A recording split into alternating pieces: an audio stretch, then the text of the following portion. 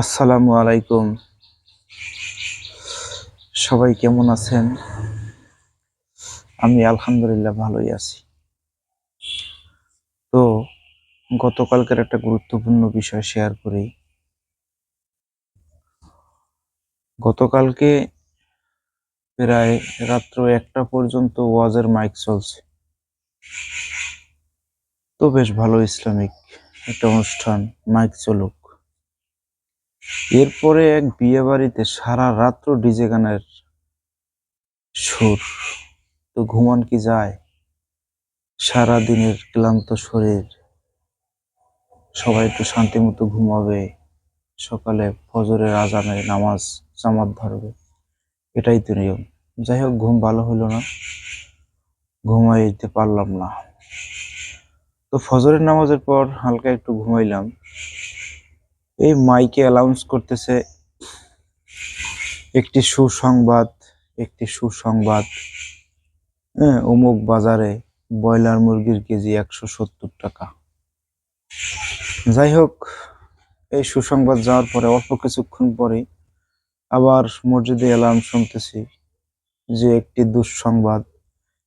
দুঃসংবাদ, অমুক বাড়ির নিবাসী অমুক রোগে অমুক টাইমে মারা গেছে। ইন্না লিল্লাহি ওয়া ইন্না ইলাইহি রাজিউন। যাকে একটা শোক সংবাদ এরা প্রচার করতেই পারে। এরপরে কিছুক্ষণ পরেই একটি সুখবর, একটি সুখবর, একটি সুখবর। অমুক ডায়াগনস্টিক সেন্টারে অমুক ডাক্তার বসে, তার ডেজিগনেশন এই। কিছুক্ষণ পরে অমুক বাজারে খাসির মাংস কেজি ১,০০০ টাকা, ৮০০ টাকা, ৯০০ টাকা। এরা সুখবর। তারপর হচ্ছে আবার কিছুক্ষণ পর গরুর মাংসের কেজি ৮০০ টাকা, ৭০০ টাকা। এইসব সুখবরের উপরে আছি রে ভাই। এত শব্দ দূষণ যদি হয়, মানুষের শরীর স্বাস্থ্য কিন্তু এমনি ভালো থাকে না। যে পরিবেশ পরিস্থিতি, এতে এত শব্দ দূষণের ভিতরে থাকলে মানুষের স্নায়ুবিকভাবে দুর্বল থাকবে, এটাই স্বাভাবিক। এমনিতেই সবাই রোগী, তাইলে এই শব্দ দূষণ নিধন করতে হবে আমাদের যার যার স্থান থেকে। ধর্মীয় অনুষ্ঠান রীতিনীতি একটা নির্দিষ্ট টাইমের ভিতরে শেষ করতে হবে। আর এই সমস্ত সুসংবাদ টুসংবাদ এগুলো বন্ধ করতে হবে। হয়তো দু একটা মৃত্যুর খবর প্রচার করা যেতে পারে ভালো ব্যক্তি হলে, আর মৃত্যুর কথা প্রচার না করাটাই ভালো, দ্রুত কবরস্থ করাটাই ভালো, শরীয়ত সম্মত।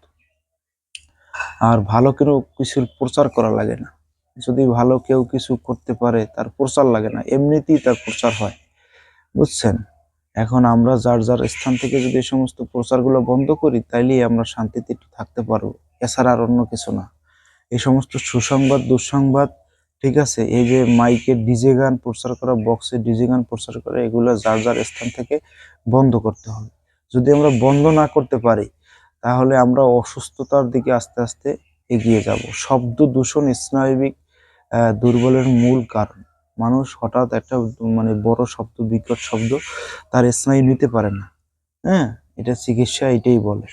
সুতরাং যার যার স্থান থেকে শব্দ দূষণ দূর করতে হবে, সবাই এই বিষয়ে এগিয়ে আসতে হবে। আমার ভিডিওটা হয়তো অনেক বড় হয়ে গেছে, আমি আন্তরিকভাবে অনেক অনেক দুঃখিত। সবাই ভালো থাকবেন, এই সমস্ত শব্দ দূষণের বিরুদ্ধে সবাই সোচ্চার হবেন। আল্লাহ হাফেজ, আসসালামু আলাইকুম।